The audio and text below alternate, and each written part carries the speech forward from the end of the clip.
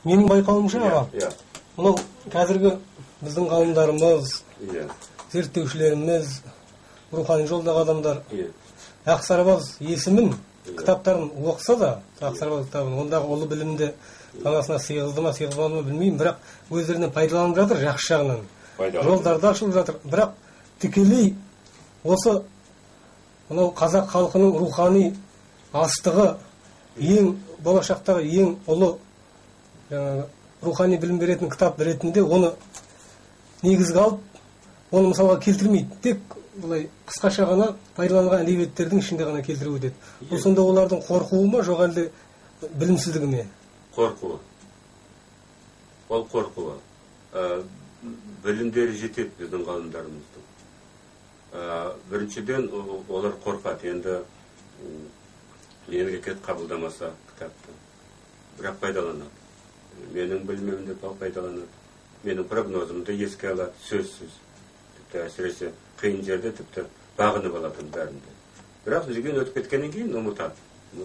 Біз бәріміз өзін білген едіміз деп, сондай да қазір әдет болды сондай.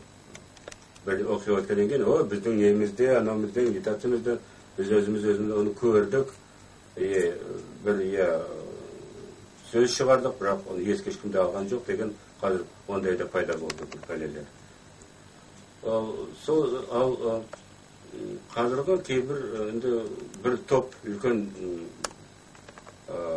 қазақтың елін қазір бәрін басып билеп, бәр заводтарды, фабрикасы бәрінде сатып алған бір топ адамдарды білесіңдер, бір қызық елден.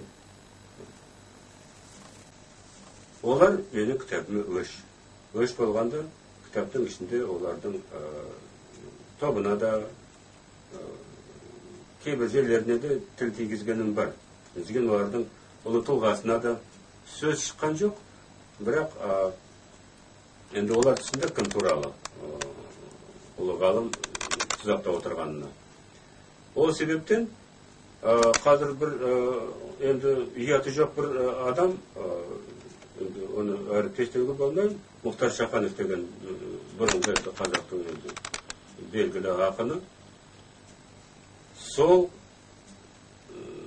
соларға жақсы танып, енді кішкене емес, талай пайдасын тапты ол топтың арқасында.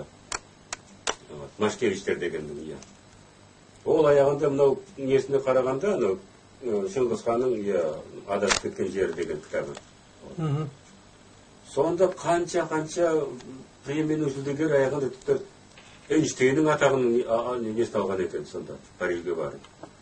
Кітабы тіпті том-том болып шығып жатыр кітаптары. 3 тілге аударылған, қазақ тіліне, орыс тіліне, ағылшын тіліне сонда бір барақта. Суреттерімен, қатқанымен, несімен, бірақ бірінші ол түсінікті жарайды. Сатқының жолы сатқындық. Желтоқсанның батырлардың бәрінде, құрбандардың бәрін сатып жіберді. Енді екінші сатқын шықты. Ал түріне қарасаңдар, көзі жүгіреді. Түрі, дені сау адам емес түрі соның. Өзі түсініп тұр, сатқын екен. Ешкім де оны қазір қабылдамайды, сыйламайды да, еске де алмайды. Ауған, қосылған Шыңғысқа мен таң қалдым, айтматов. Олы жазушы, тіптініш отырмай ма? Соған қосылып, сонда солардың несін қарағанда, ешқандай сюжеті жоқ. Қайтыр бір-біреуіне сұрақ қойып, чеке мүке деп. И бір-біреуіне жауап береді. Сондықтан соны кітап қып шығарады. Терпкушение дейді, заблуждение цивилизации дейді, деген ошибка Чингисхана дейді, космоформула. Сонда бәрі де ешқандай несі жоқ, бағасы жоқ немен, әнмен. Әндік сайты айтуға болмады біріншіден.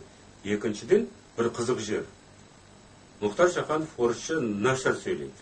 Нашар. Тракторист қой. Бәрінде қазақ тілінде жазады. Бірақ, ана кітаптарының бәрі орыс тілінде шықты ғой. Қазақшасын көрсетіңіз десе, жоғалттым дейді. Оригиналын. Енді неге шығармайсыз оригиналын көрсетіңіз. Мен қатар естім анау кітапты үш тілдегі анау орыс тілі, ағылшын тілі, француз тілі, не тағында бір шетелдің тілі. Қазақ тілінде бір сонда шымағы жоқ. Сол енді қазір жазған кітаптардың. Онда қайтып оны сенуге болды ол адамға. Ол сөзсіз. Оны жазған бір сол Маскевичтің жалдаған тобы. Тобы белгілі, ол Новосибирскте отырған бір топ сол жерде. Солар топ жиналған, тіпті менің кітабының несін шығарған, көшірмесін. Ол бірақ оның жолы болған жоқ. Жолы болған жоқ, ол түсінікті білімдер жетпей. Олай атақтары биік болса да, менің кітабымды зерттеуге қазір жер дүниеде рухани, не болай ғылыми деңгейі бар адам қазір жоқ.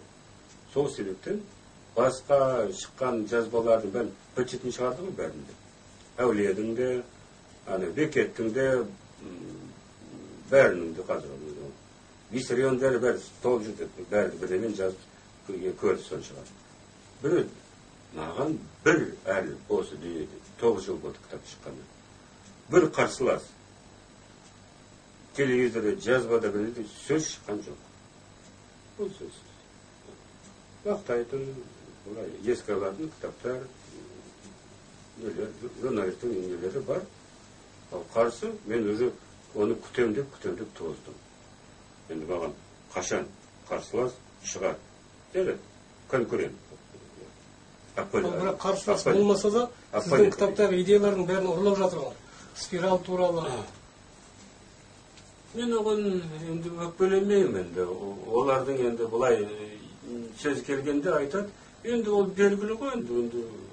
Күн бізге бәрімізді де қуат жібереді. Оны менің тапқаным деп қайтып оны жетеді сенің сөзіңізді. Конечно, бәріміз спиральмен өтеміз деп. Бірақ осы күнге шейін бәрі тарих, линейный болады тарих. Ал қазір жердің бәрін бағындырып отырған Сорос, оның тобы. Ол оның философияның ортасы, омыртқасы.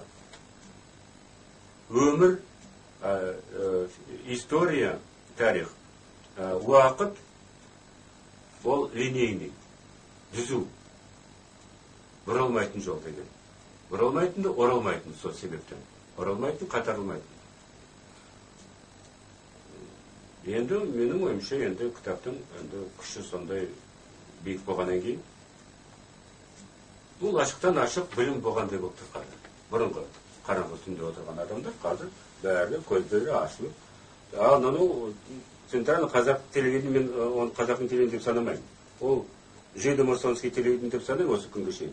Ал бірақ Мәскеудің телевизиясы, о да соның тармағы біреусі. Бірақ олар уже спираль времени деп ашықтан ашық күн сайын бұл қазір эволюцияның бұруымен қай жерде қазір біз отырмыз деген күн сайын естемін передачалар. Талай жұмысты мен көрдім, жұмыстарды. Тіпті ұялмай көшіріп жатыр, ұялмай. Қазақтың зиялы қауымдарын көріп тұрмын. Енді адамдан, заңнан қорқпаса, Құдайдан қорқсын. Қорқу керек. Бәрібір соған бір күнде теріледі ол. Бәрібір жауап береді. Бәрібір Құдайдың алдына келіп, Тәңірдің алдына келіп, бізген қайтыс болғанда. Біріншіден сонда нағыз жазалайтын, оны Құдайдың жазалайтын жері жаңа эволюцияның білімін ұрлағаны. Ол қылмыс. Ол біреудің дүниесі емес, бұл рухани байлықты ұрлаған. Ол уже ғарыш қылмыскер болып саналады. Ғарыш қылмыскер. Біреудің қалтасын түссе, ол уголовный қылмыскер. Мемлекеттік қылмыскер. Сон мемлекеттің заңын жазалайды. Ал бұл ғарыш қылмыскер. Қорқпайды ешкімнен. Мен оған уже